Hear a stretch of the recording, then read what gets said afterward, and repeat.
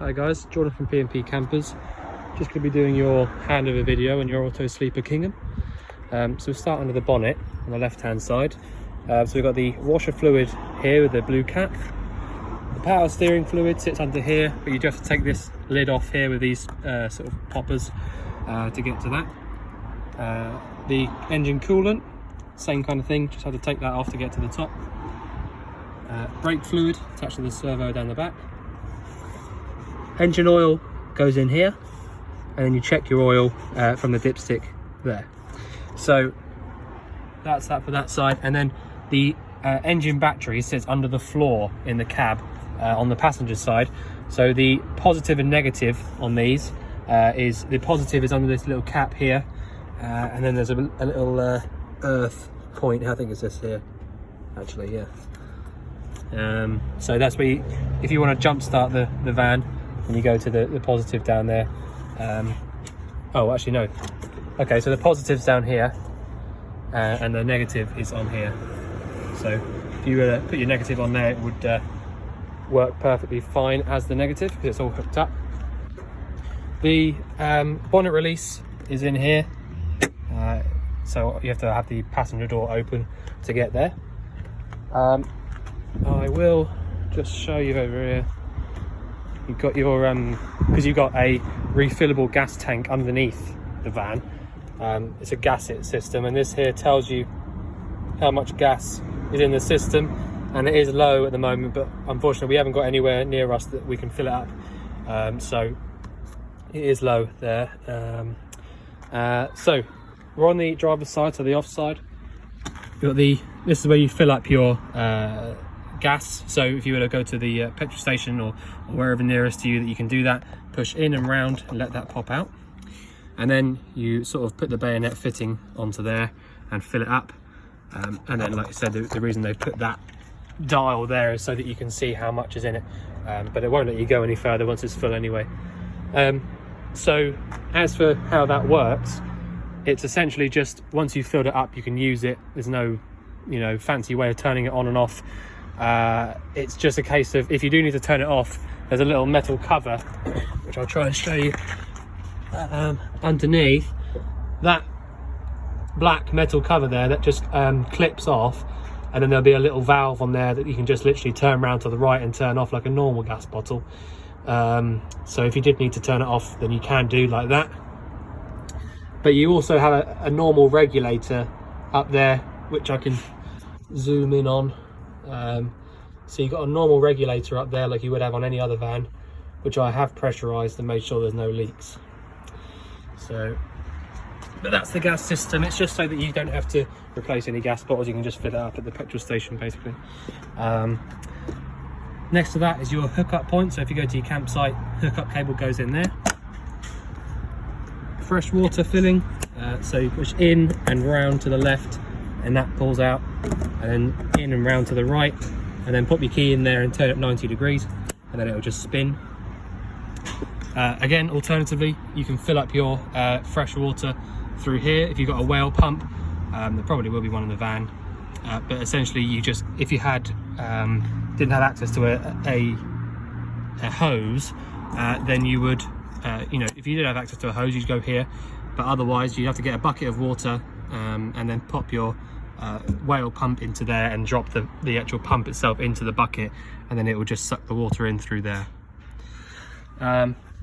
Next to the exhaust down here, you've got your wastewater drain off and your fresh, and just bear in mind they have both got these little caps on them, so they won't drain out any water until you take the caps off. But if you just pull them down and then open the valve, it'll drain out. I have just drained up the waste, so you don't have to do that, but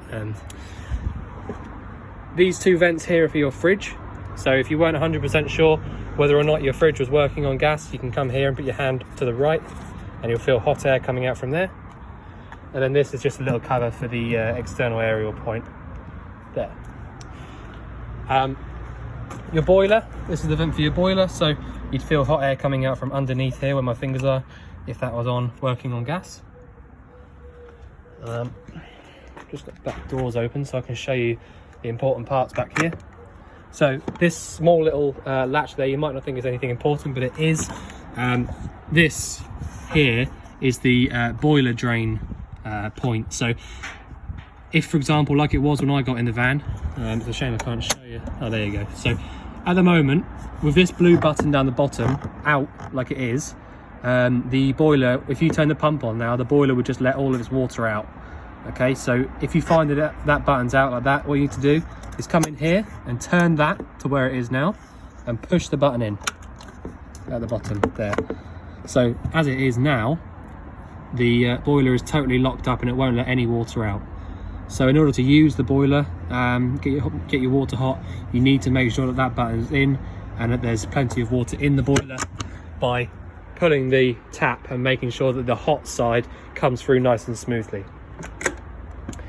In here is just sort of storage underneath the bed, so you can get to your awning winder, which is here, which pop back in its slot.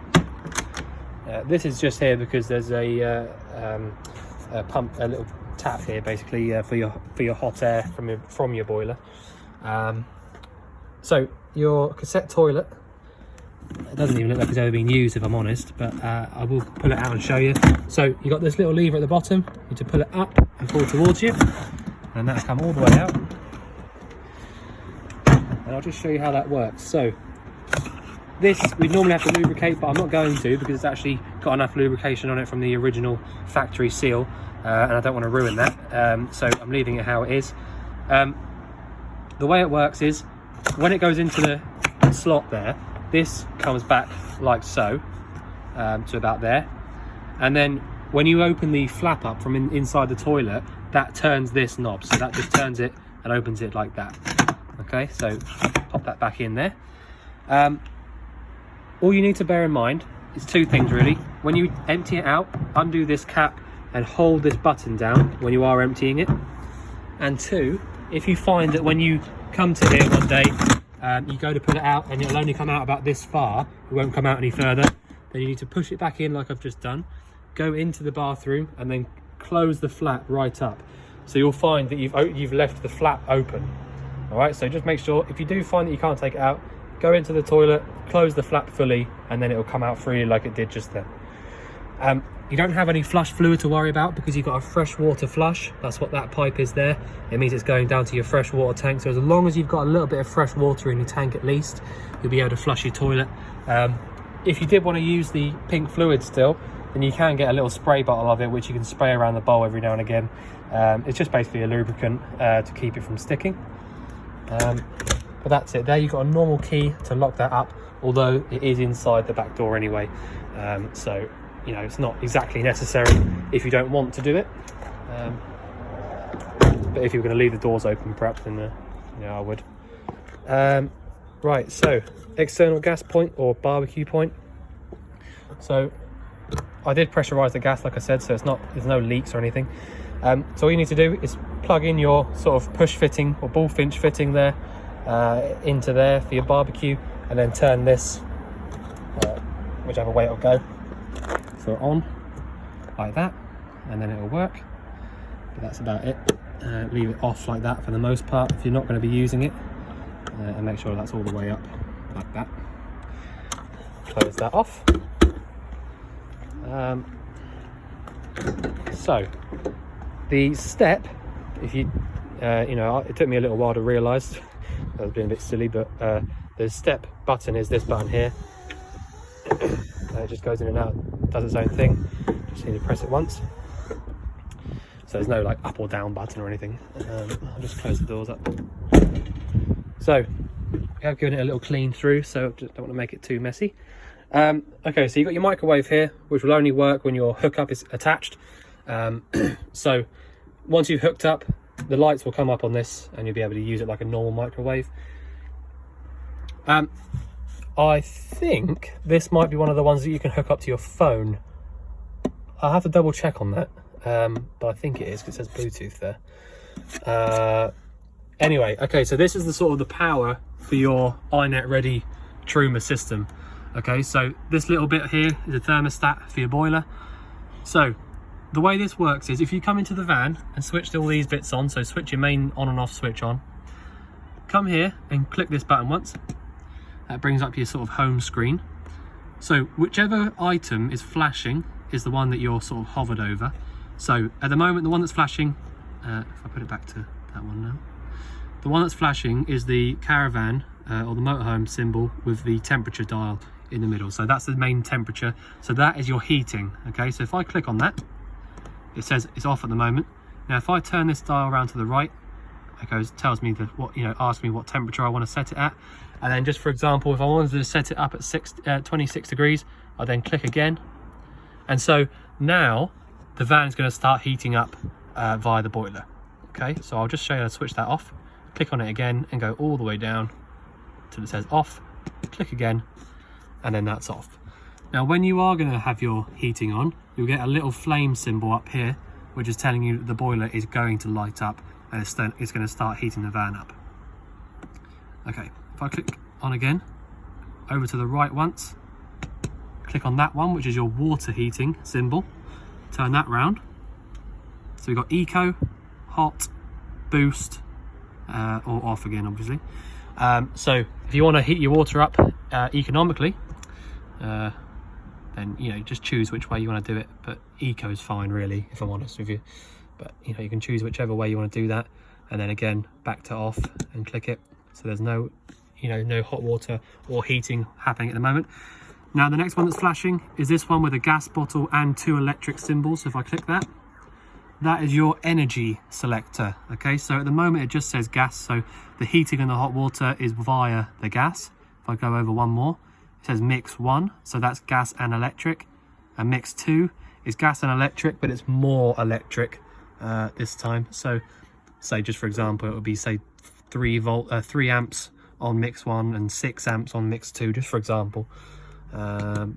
So right, if I click on that again, so we're on gas, mix 1, mix 2, electric 1 or electric 2 means electric only and no gas. So if I left it on electric 2 and then went back here to the heating and then pop that on up to 20, the symbol we get up here is 2 volts basically.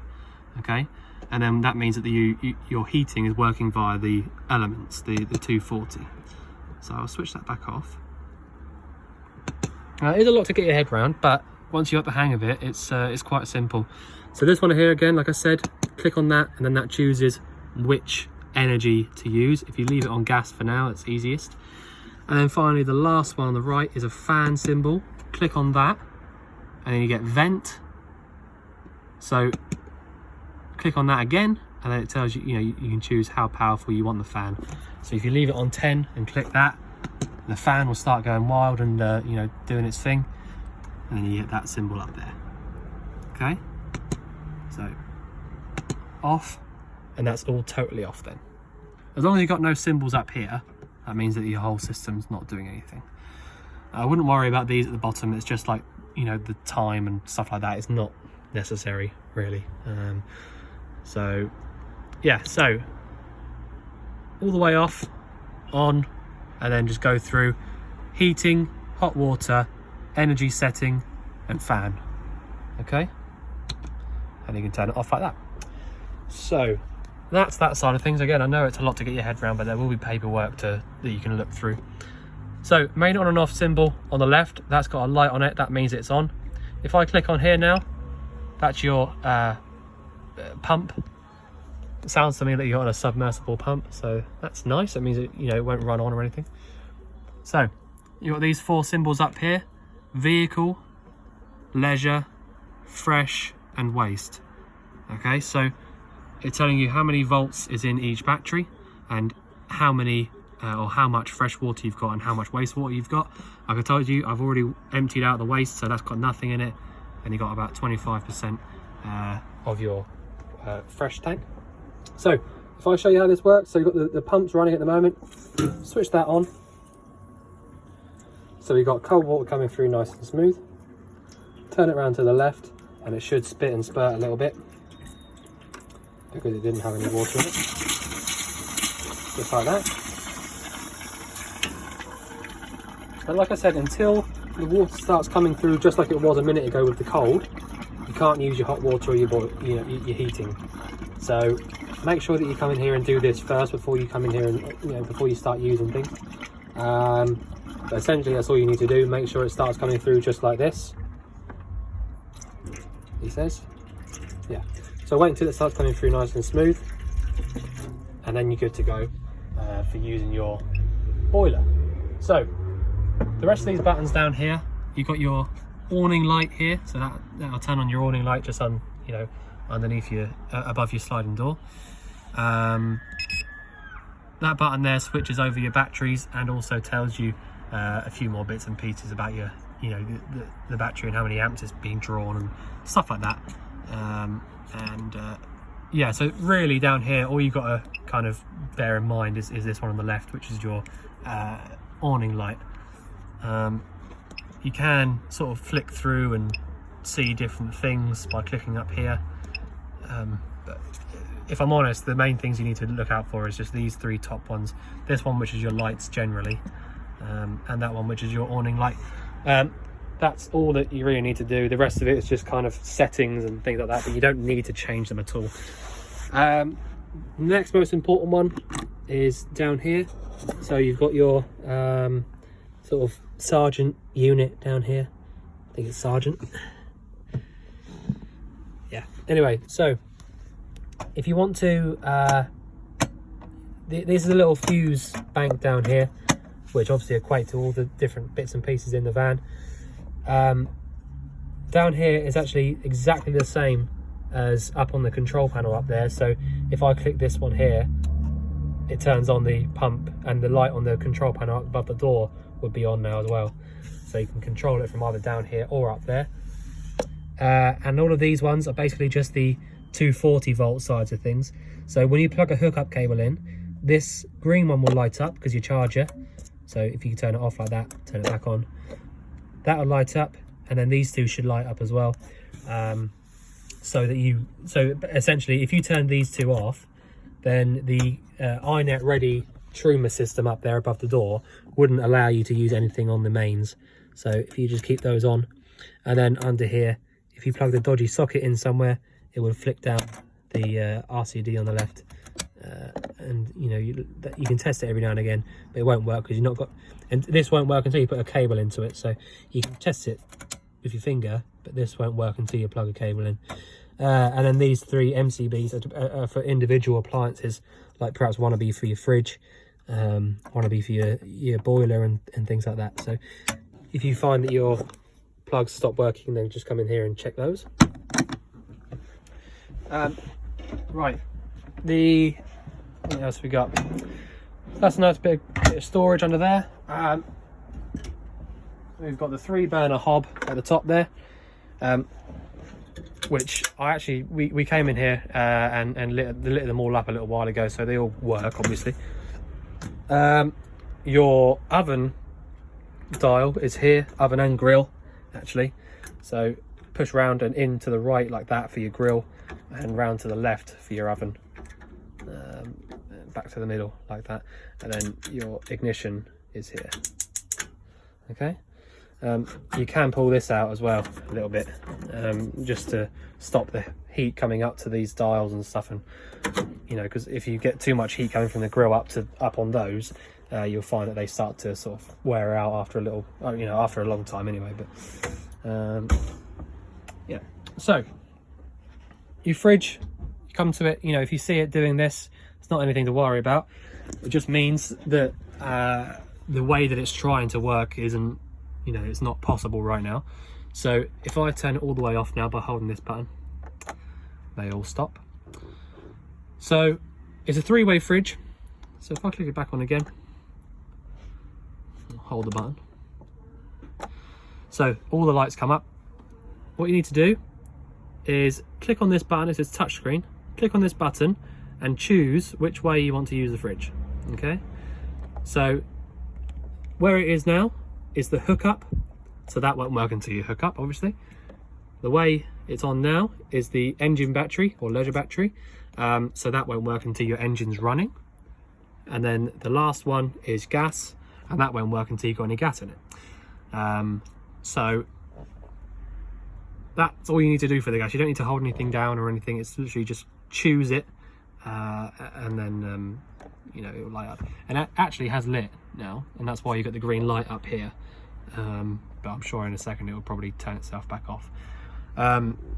So yeah, that's all you need to do. So if you want to choose gas, you can click on this button again, just briefly click it to bring this back up, and then go through and choose how much gas you want to use. So you go full blast like that. But that's it. You won't ever see these come up, or you shouldn't do really, but you'll just see the numbers come up here if you've got a fault code, and then that just makes it easier to sort of diagnose issues, but don't tend to get it. Right, there you go. So it's turned itself off because we've run out of gas. Okay, so it did light up, but you got number 3 coming up there. There's nothing to worry about. It probably just means run out of gas. So if I click on it again, you go to A, which is automatic, so that'll go through and choose what way it thinks is the most sort of efficient, but then to turn it all the way off like that. So the fridges on their own, they don't get cold via the 12 volt part of it, the battery symbol. The battery one will just keep it cold. So you do need to get it cold either via the gas or the mains first. Say for example the night before, if you did it before, you know, the night before you went away and chose leisure battery, you know, just for when you're driving, then when you get there everything will still be frozen, everything will still be cold. But like I say, it won't get it cold on its own. If it's not powerful enough, then you know, none of them are. So nearly all of your lights around the van, to be fair, have got their own on and off switches.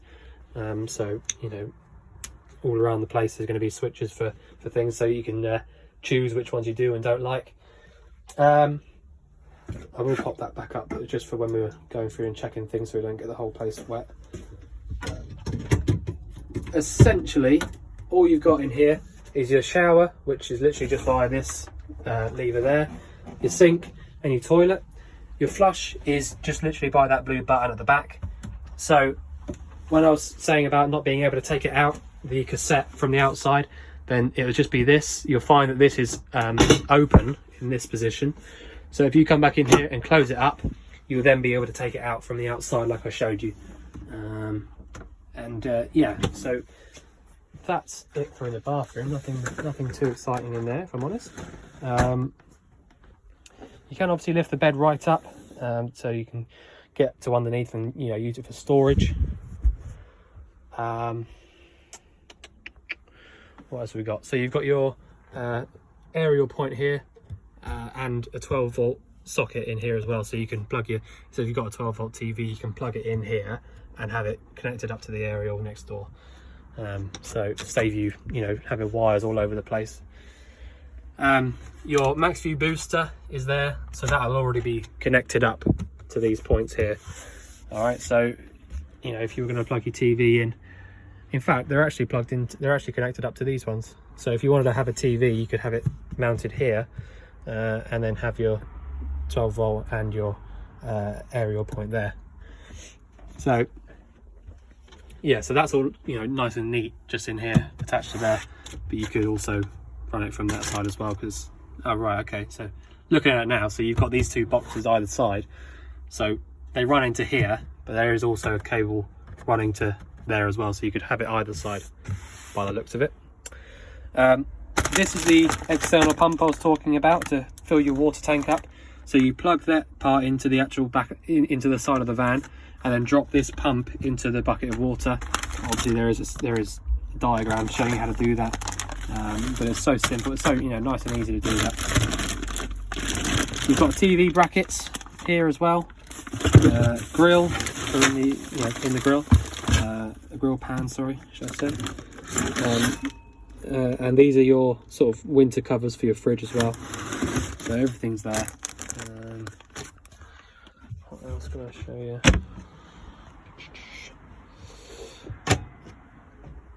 Just trying to close things up as I go now. You got this here as well, which is if you had your hookup plugged in, then these plug sockets work like that. And then to pop it away, you just push this little button in here. I'm not going to do it because it'll slam down. I've only got one hand, but push that little red lever in, button in, and it'll close down.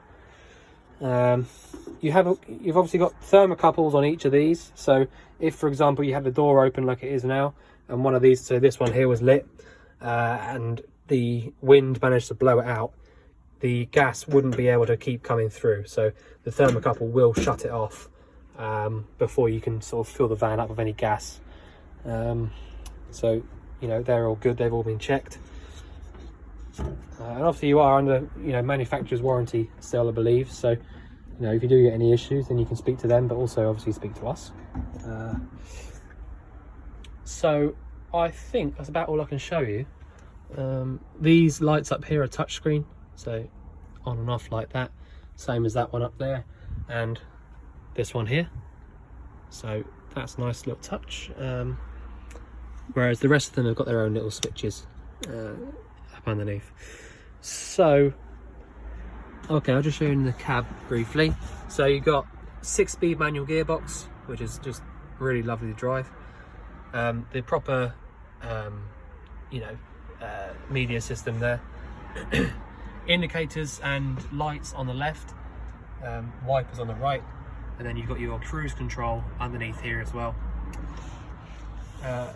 Steering wheel sort of like volume settings, and you can connect up your phone via the Bluetooth and things like that. Hazard lights in the middle here, and I think that's it. What's that got under here? USB point in there if you want to charge your phone from there. But yeah, so I think that's about all I can show you, if I'm honest. Try to go through everything I can.